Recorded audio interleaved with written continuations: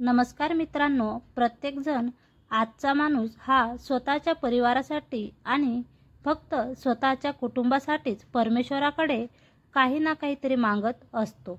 तसेच अनेक प्रकारची वर्तव वैकल्य करत असतो आणि धनसंपत्ती, वैभव, पैसा, आरोग्य, सुख समाधान मिळवण्यासाठी परमेश्वराचा नितांत धावा करतो. अशा कितीतरी व्यक्ती आहेत ज्या परमेश्वराची भक्ती कमी आणि मागणी जास्त करत असतात.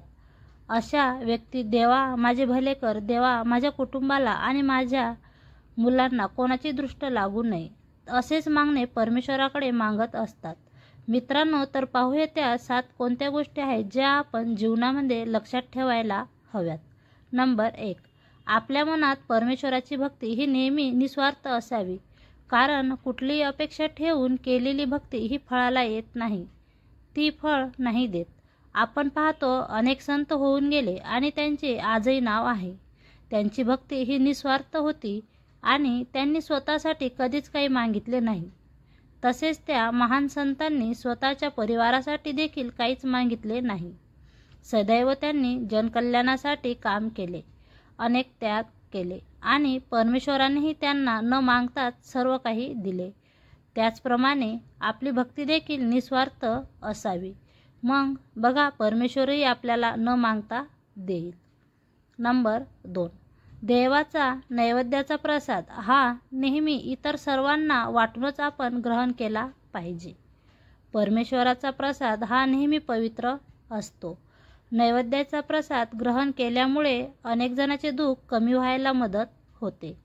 त्याकरिता जे कोणी उपस्थित असतील त्यांना प्रसाद मिळायलाच पाहिजे, जेणेकरून सर्वांचे दुःख कमी होतील आणि आपल्यालाही पुण्याचा वाटा मिळेल. नंबर 3, घरातील अन्न कधी वाया घालू नका.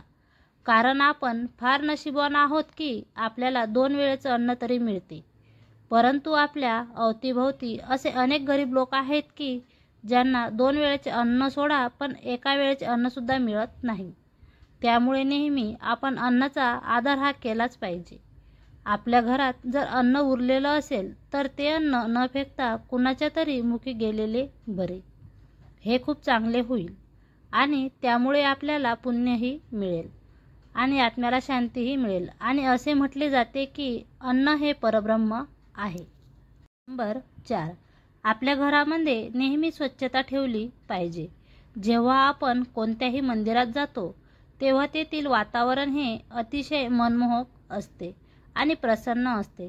कारण जिथे स्वच्छता असते तेथे परमेश्वराचा सुद्धा नेहमी वास असतो. मग ते आपलं घर असो किंवा मन, दोन्ही स्वच्छ असले पाहिजे. नंबर 5, आपल्यामध्ये नेहमी अपमान करण्याची क्षमता असली पाहिजे. आपला जरी अपमान कोणी केला तर बदल्याची भावना न ठेवता स्वतःला बदलण्याची तयारी ठेवा. आणि ज्यावेळेस आपण स्वतःला बदलून त्यावेळेस आपले आयुष्य देखील बदललेले असेल. नंबर 6, आपण बोलताना नेहमी आपल्या जिभेवर नियंत्रण ठेवायला हवे. बरीच माणसे अशी असतात समाजात जी बोलताना विचार नाही करत, बरेच काही वाईट शब्दांचा उच्चार करतात. तसेच कुठलाही विचार न करता कुणालाही सहजरित्या काही बोलून जातात. परंतु त्यांच्यामुळे समोरच्या व्यक्तीला किती त्रास होतो हे त्यांना कळत नाही. ते म्हणतात ना, धनुष्य बाणापेक्षाही माणसाचे बोललेले शब्द हे फार तीक्ष्ण असतात. म्हणून काही बोलण्या अगोदर आपण 10 वेळेस विचार केलाच पाहिजे, मगच बोलले पाहिजे आणि कोणालाही दुःख होता कामा नये. नंबर 7, परमेश्वराला कधीच दोष देऊ नका. अनेक व्यक्ती अशा असतात जर त्यांचे काहीही वाईट झाले की ते परमेश्वराला दोष देतात. परंतु परमेश्वर कोणाचेच वाईट करत नाही.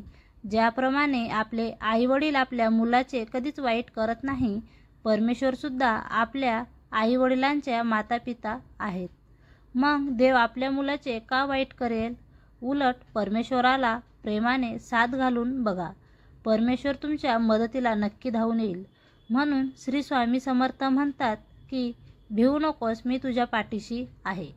अशा प्रकारे ह्या 7 गोष्टी आपण आपल्या जीवनामध्ये लक्षात ठेवा. माहिती आवडली असेल तर आम्हाला प्रोत्साहन देऊन आमच्या चॅनलला सबस्क्राईब जरूर करा.